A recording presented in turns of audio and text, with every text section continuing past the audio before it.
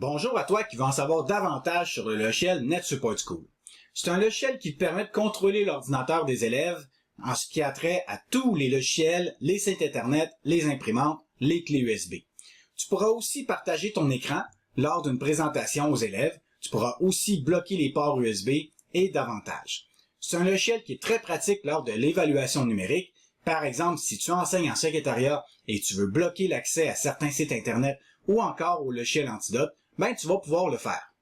Si tu n'as pas accès à ce logiciel-là, c'est pas grave, tu peux le demander en version démo à ta direction ou encore au service TI. C'est une version démo de 30 jours, tu vas pouvoir en faire l'exploration.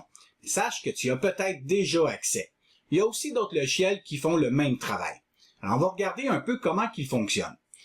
Lors du démarrage, tu vas retrouver 5 icônes à gauche. Le premier icône, ça va être les ordinateurs que tu retrouves sur ton réseau, donc dans ta classe. Par exemple, moi j'ai mis un ordinateur ici. Le deuxième icône, ça va être d'approuver ou encore de limiter les différents sites Internet. La troisième icône, c'est un peu semblable, mais c'est pour les logiciels. La quatrième icône, tu vas pouvoir questionner les élèves et recueillir ces réponses-là.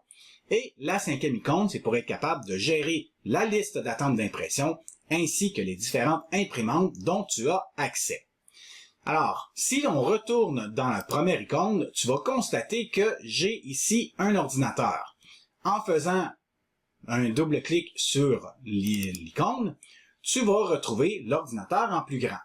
Tu vas avoir accès à certaines propriétés, par exemple, de faire une capture écran, de déconnecter l'ordinateur, de réinitialiser l'ordinateur, d'envoyer un message. Tu vas pouvoir aussi envoyer une capture écran ou encore extraire une copie d'écran et tu vas pouvoir faire une copie d'écran de façon automatique.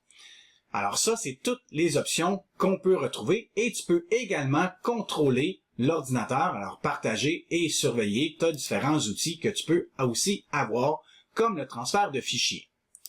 Ensuite de ça, tu vas pouvoir aussi aller sur la deuxième icône pour limiter ou approuver des sites Internet. C'est très simple. Si tu veux approuver des sites Internet, tu vas devoir faire le plus pour indiquer une liste ou encore les sites web limités, la même chose. Alors, c'est très simple. Si je rentre, par exemple, google.ca, alors google.ca comme ça, je fais OK.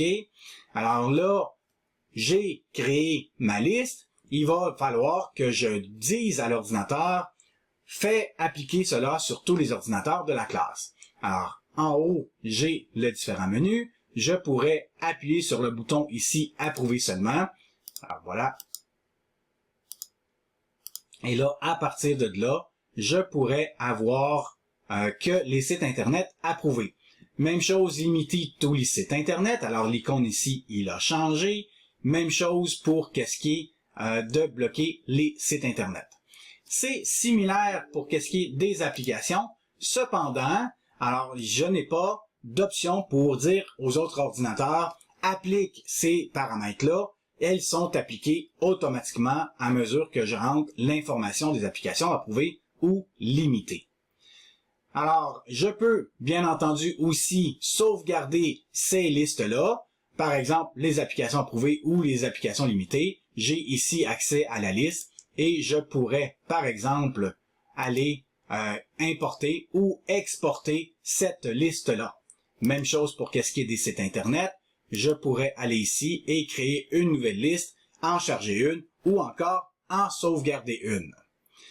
Alors, tu peux aussi créer, comme je disais, plein de choses. Tu peux créer des profils avec ce logiciel-là et ce logiciel te permet de gérer, comme je disais, l'ordinateur. Si tu as des questions, n'hésite pas à communiquer avec nous au Récit FP. Ça va me faire plaisir de vous aider.